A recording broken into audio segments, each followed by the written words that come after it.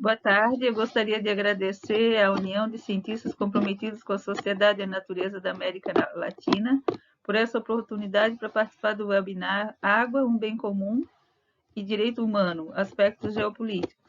Eu vou falar de vários assuntos, mas principalmente sobre agrotóxicos e que tem causado um grande problema, inclusive na saúde pública no Brasil.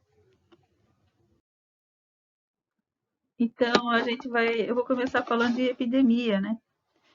Essa tristeza que foi para a gente, ainda está sendo, né, a epidemia de Covid-19, que entre março de 2020 e agosto de 2022 ceifou 681 mil vidas de brasileiros. Foi um trauma, é muito triste tudo isso, né? Mas tem uma outra epidemia que não está tendo tanto destaque, que é a epidemia do câncer, né? A epidemia do câncer entre 2018 e 2020 matou 692.521 pessoas no Brasil, mais do que a epidemia do Covid. Mas a gente não vê relatórios diários, a gente não vê a mídia falando disso, né? As famílias e os amigos é que arcam com a tristeza de conviver com essas perdas, essa doença que tem tantos lances de sofrimento, né? E a gente vê aqui nos dados dos gráficos que a maioria das vítimas são homens, e que a cada ano são ceifadas mais de 200 mil vidas, né? 2020 foi um ano atípico, então esses 229.300 óbitos talvez sejam ainda, um número seja maior, né? Depois vai ter uma atualização, provavelmente. Aqui nós temos um gráfico da mortalidade por câncer por 100 mil habitantes para ambos os sexos, né? Masculino e feminino, em que a gente vê que os países com as maiores taxas no mundo são Croácia, Hungria e Japão. E aqui na América Latina, e eu botei também a América do Norte, nós temos Barbados, Uruguai, Martinica, Cuba, Canadá, Guadalupe, Porto Rico e Estados Unidos com as maiores taxas. Vejam que o Brasil não está lá entre os com as maiores taxas, mas a gente acabou de ver o grande número de vítimas dessa doença no país também. Isso é proporcional à população, né? Mas é uma tragédia, o câncer é uma tragédia a nível mundial, uma epidemia que representa uma epidemia em muitos países e que merece atenção. Aqui nós temos, então, dados da mortalidade por suicídio por 100 mil habitantes, dados de 2019, em que países do continente africano aparecem entre os com maiores índices, né? República Central Africana, Zimbábue, Botsuana, África do Sul. Eu também trouxe Rússia e Ucrânia, que tinham índices bem altos em 2019, antes da guerra, né? Taxas de suicídio bem elevadas. Vejam ali na África do Sul destaque para o sexo feminino bem alto também a taxa de suicídio, né? Em geral, proporcionalmente as maiores vítimas do suicídio são homens. Na América Latina chama atenção o Suriname, que tem uma taxa muito alta de suicídio, tanto para o sexo masculino quanto feminino. Depois o Uruguai novamente, né, para o câncer, também o Uruguai teve destaque, agora também para o suicídio. Depois Cuba também, Estados Unidos, Haiti. E o Brasil está ali entre os que tem também taxas bem elevadas de suicídio, na América Latina, né? E aí alguém há de perguntar, mas por que a professora está falando de suicídio? Por que está falando de neoplasias, de câncer, se a gente está trabalhando na área ambiental? Essas duas publicações que eu trouxe aqui para vocês, que é o livro Ensaios sobre Poluição e Doenças no Brasil, está disponível gratuitamente na internet. Ela tem é um livro elaborado por cientistas com referências bibliográficas que explicam a relação entre câncer e poluição ambiental, entre suicídio e poluição ambiental. Não são causas exclusivas, porque tanto o câncer quanto o suicídio são tipos de problemas que são multifatoriais, mas a poluição ambiental é um fator muito importante no desencadeamento dessas mortes, né, dessas doenças e mortes, suicídio, depressão, neoplasias, tudo isso tem muito a ver com poluição. E eu também trouxe ali um documento do governo americano, é um documento que os cientistas elaboraram a pedido do presidente da República dos Estados Unidos, mostrando que realmente os fatores de risco presentes no ambiente que levam ao desencadeamento do câncer. Então, a resposta é: por que será que está aumentando tanto o número de câncer? Por que aumenta tanto o número de doenças degenerativas? Por que tem tanta diabetes? Crianças com autismo, etc, etc. A resposta é simples, é porque nós estamos sendo envenenados. Nós estamos sendo envenenados. A poluição está tão grande na água, no ar, nos alimentos, que a gente está ingerindo esses alimentos, a gente está absorvendo esses venenos que estão presentes no ambiente e isso está fazendo com que nós tenhamos doenças cada vez em uma quantidade, uma proporção cada vez maior. E se a poluição ambiental é algo relevante no desencadeamento de doenças, inclusive doenças degenerativas, é importante falar da água, que é o principal alimento, né? Nosso principal alimento. E começar a falar da água pelo respeito que se tem pela água em termos de tratamento de esgoto. Eu tenho uma tristeza em falar para vocês que nesse quesito o Brasil está muito, muito atrasado. Aqui nós temos dados do tratamento de esgoto em relação à água consumida, do quanto que é fornecido de água e quanto que é tratado de esgoto. O Brasil como um todo trata pouco mais de 50%. E nós temos uma população na área urbana de 211.755.692 habitantes. Então vocês imaginam o tamanho da poluição que a falta de tratamento de esgoto causa no nosso país. Os mananciais de abastecimento público de água, os mares, os rios, os lagos, as águas subterrâneas, em muitos casos comprometidas exatamente pelo lançamento de esgoto sem tratamento. Aqui merece destaque a região norte do país, que é onde tem a maior parte dos estados do bioma amazônico, né? Vocês vejam aí o baixíssimo índice de tratamento de esgoto. Na maior parte do país, os índices de tratamento não alcançam 50% ou não alcançam nem 30%. E são populações grandes, milhões de habitantes, como a gente vê no gráfico da direita.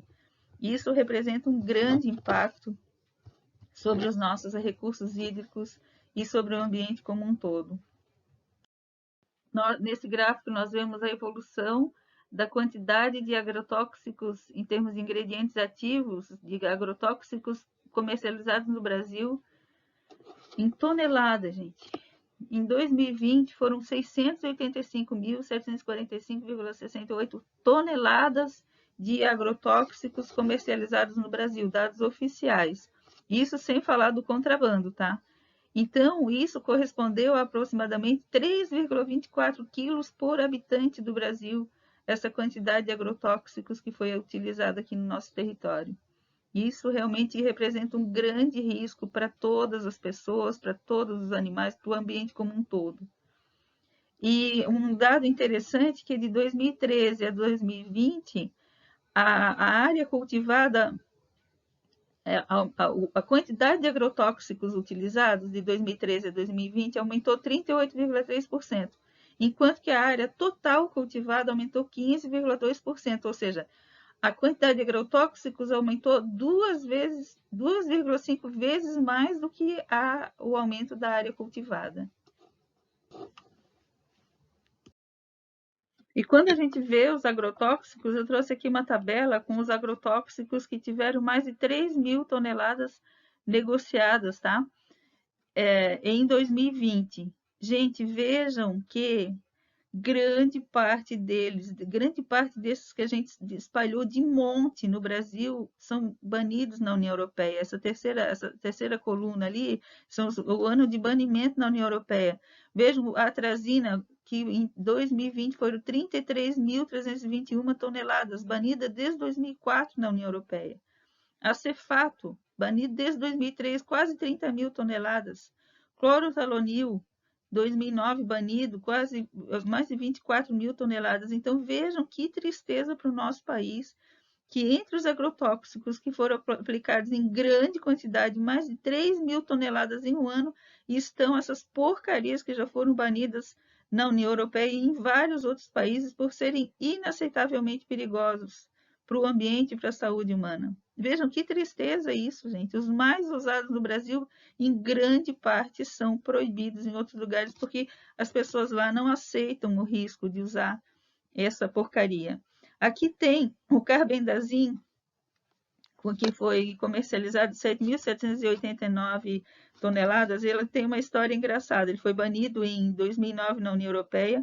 No Brasil estava em revisão desde 2008, tá? Aí, essa semana, proibiram o carbendazim.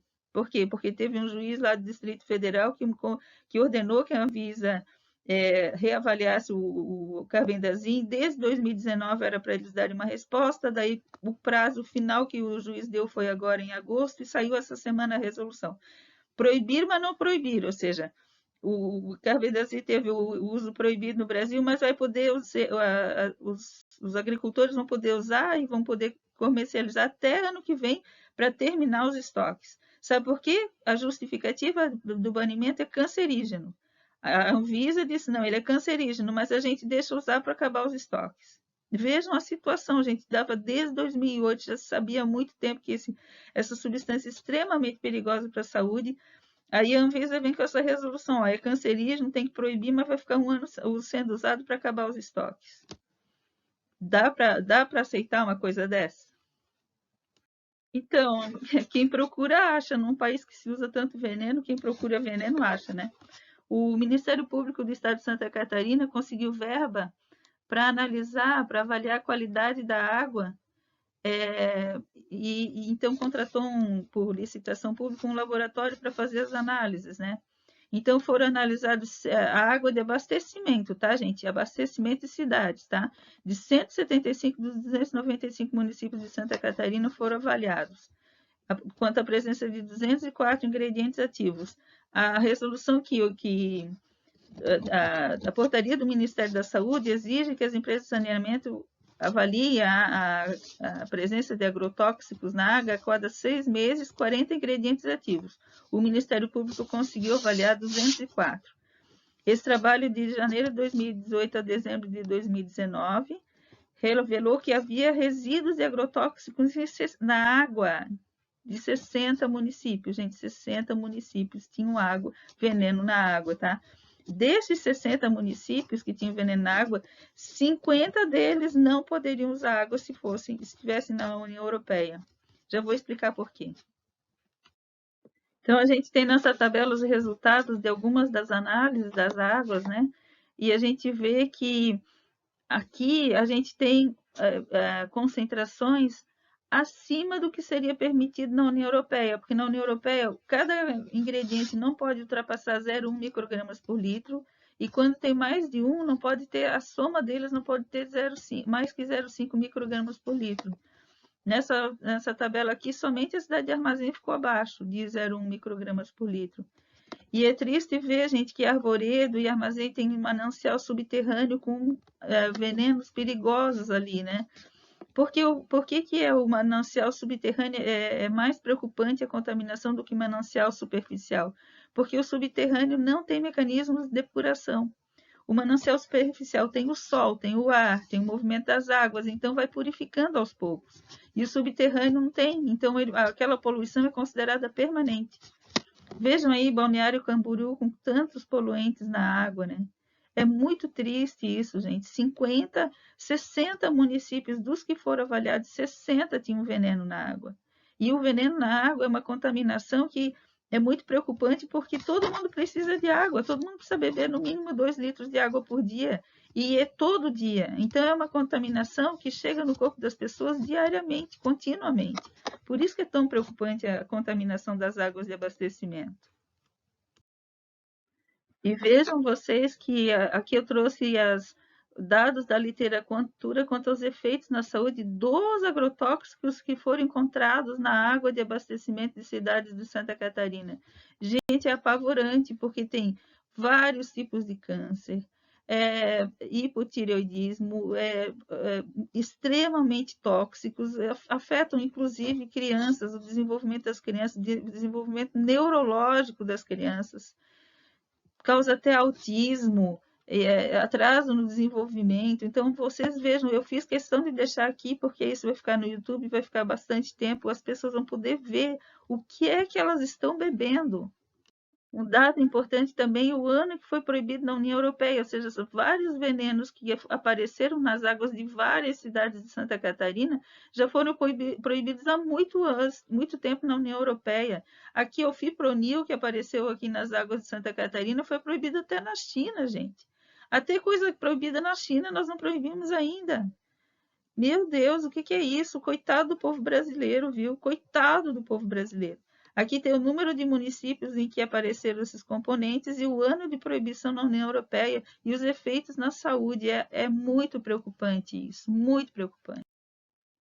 Agora, a gente consultou lá no site da Anvisa, da Agência Nacional de Vigilância Sanitária, quais são os agrotóxicos com uso permanente permitido no Brasil. São 504 ingredientes ativos permitidos, né, de agrotóxicos com uso permitido no Brasil. Desses 504, 107 são produtos biológicos e semioquímicos, tá? E 397 são agrotóxicos químicos. Gente, desses 307, 146, ou seja, 36,8% foram banidos ou não têm uso autorizado na União Europeia, ou seja, quase 40%, 36,8% do que é permitido no Brasil não tem uso autorizado na União Europeia atualmente. Mas agora eu quero fazer questão de falar uma coisa que pouca gente sabe e que é verdadeiro. Gente, quando a gente fala de agrotóxico no Brasil, nós estamos falando de 4 culturas.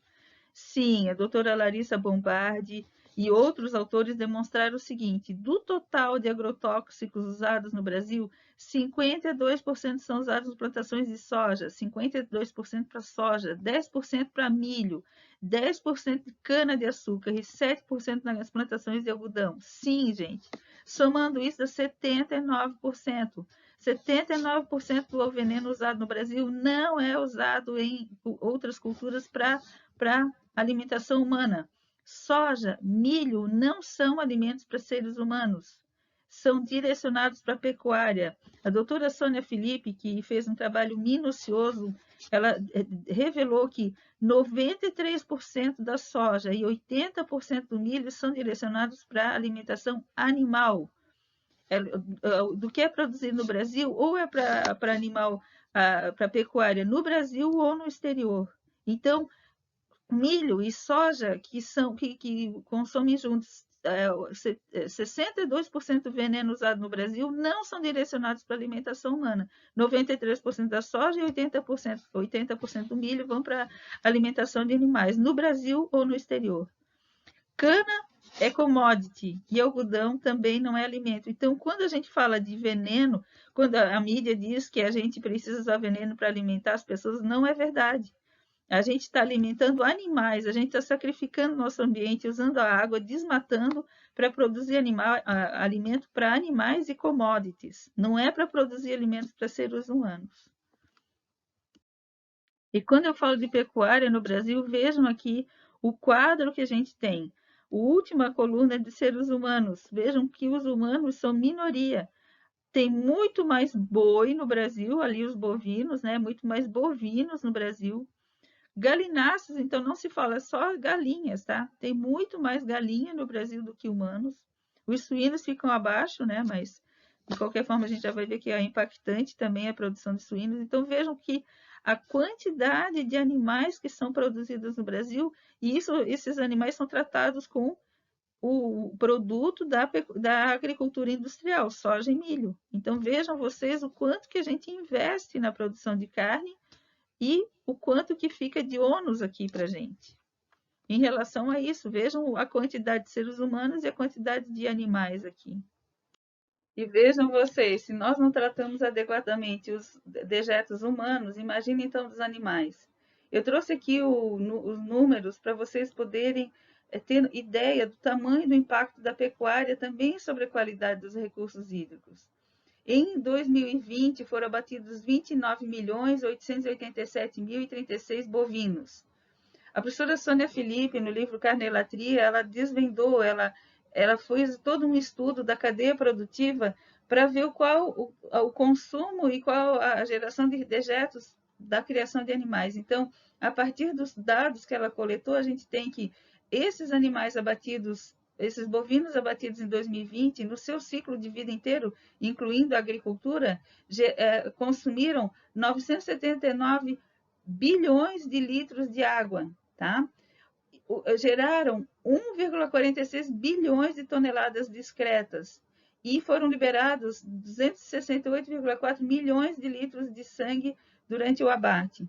Nos suínos, né? 49.356.207 suínos abatidos no Brasil em 2020, eles consumiram durante o ciclo de vida 37 bilhões de litros de água, 98,7 milhões de toneladas de excretas geradas e 148,1 milhões de litros de sangue liberados no abate. Quanto aos frangos, foram 6 bilhões e 6 milhões 415.270 frangos abatidos no Brasil em 2020. Isso levou ao consumo de 210,2 bilhões de litros de água, gerou 235,8 milhões de toneladas de excretas e 1,8 bilhões de litros de sangue liberados no abate. E isso tem que ser falado, porque o Brasil produz, a pecuária é muito intensa no Brasil e o impacto da pecuária é pouco mencionado. Nós temos que pensar nisso. Um porco, gente, gera 10 vezes mais dejetos do que um ser humano. Os animais, eles têm um impacto muito grande também. A pecuária tem um impacto muito grande sobre os recursos hídricos no Brasil, com certeza. Aqui a gente vê um rio pintado de vermelho pelo sangue que vazou de um abatedouro lá em Goiás. Outra, uma reportagem, um artigo que foi escrito por pesquisadores mostrando as esterqueiras, que onde o pessoal deposita os dejetos suínos, vazando para o ambiente sem tratamento algum. E isso é um cenário muito comum, tanto que nas áreas de pecuária intensiva no Brasil, em geral, há um grande comprometimento das águas, inclusive das águas subterrâneas, contaminadas tendo como fonte os dejetos dos animais. Aqui eu trouxe um relatório da Agência Nacional de Águas dizendo em que é consumida a água potável, né, água limpa no Brasil. Vejam que 66,1% é na irrigação de grandes culturas, gente. 66,1% na irrigação. Para abastecimento dos animais, diretamente 11,6%. Vejam que o abastecimento urbano é só 9%. E ali eles estimam abastecimento rural 2,4%. E indústria 9,7% e mineração 0,9%. Então vejam como a irrigação de grandes culturas, naquelas 4 commodities principalmente, né? E principalmente direcionados para a pecuária e para a exportação. Então, a gente realmente está usando esse bem importantíssimo para a sociedade para a irrigação de culturas grandes e para o abastecimento animal. São as principais demandas que a gente tem. A população urbana, a consumo são 9%, 66% é para irrigação. A gente tem que repensar isso. Esse modelo agrícola, o que ele está fazendo com o Brasil?